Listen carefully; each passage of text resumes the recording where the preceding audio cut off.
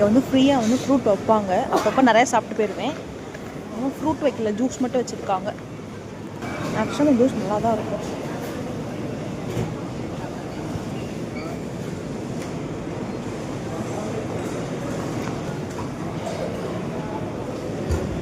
ரொம்ப ஃப்ரீயாக கொடுக்குறது, நம்ம எது என்ன குடிச்சிக்கலாம்.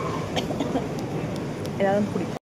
வந்து க்ரீன் ஆப்பிள், ஜிஞ்சரு, கிளேரி, ஆரஞ்சு, லெமன் போட்டது எப்படி இருக்குன்னு பார்ப்போம். ஓகே தான், ஆனால் வந்து ஜிஞ்சர் ஸ்மெல் நிறையா வருது.